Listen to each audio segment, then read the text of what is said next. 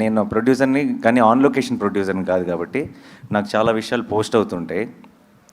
మీ ఇద్దరికి బోల్డ్ ఈగో క్లాష్లు ఉన్నాయని, సెట్లో ఉన్నప్పుడు నేను హీరో అని, ఫస్ట్ హాఫ్ హీరో నేను, సెకండ్ హాఫ్ హీరో నేను అని మీరిద్దరు ఒకరినొకరు చూసుకోకుండా అలా చాలా ఈగోయిస్టిక్ ఆన్ లొకేషన్ బిహేవ్ చేశారని విన్నాను రూమర్స్. బట్ అది ఎంతవరకు నిజం?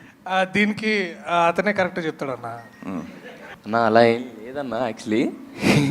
బట్ అన్నే సాంగ్ నువ్వే దొబ్బేశావు.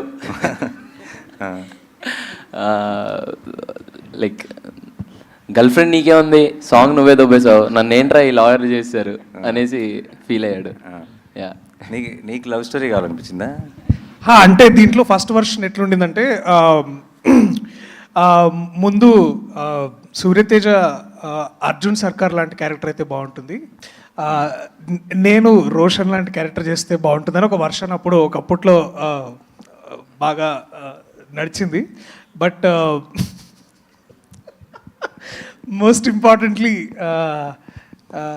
ఈగో క్లాషెస్ కంటే కూడా కాంపిటేటివ్ క్లాషెస్ ఎక్కువైనాయి అన్న. అంటే మనోడికి చూస్తే దీంట్లో ప్రతి నటుడికి ఒక సెల్ఫిష్ పార్ట్ ఉంటుంది. అంటే no matter how much is like, నాకు రోషన్ క్యారెక్టర్ చదువుతున్న ప్రతిసారి దీంట్లో ద వెరైటీ, ఒక లవ్ స్టోరీ ఉంటుంది, దిస్ ఇస్ అగైన్ ఒక వెరీ వల్నరబుల్ యంగ్ మ్యాన్, ఒక బ్యాక్గ్రౌండ్ లేని, అంటే బ్యాక్గ్రౌండ్ అంటే ఒక పొలిటికల్ సపోర్ట్ లేని, లేకపోతే ఎటువంటి ప్రాబ్లమ్ అంటే వీక్ వల్నరబుల్ క్యారెక్టర్. అట్లాగే మళ్ళా heal again rise in love. So there is spectrum of ఒక క్యారెక్టర్ ఆర్క్ మనోడికి చాలా వెరైటీ. నాకు అది చూసి కొంచెం అసూయగా ఉండేది. సో అప్పుడు అట్లా అంటుండేవండి, అంతేగాని but I'm very proud of what is done in the film, like you are.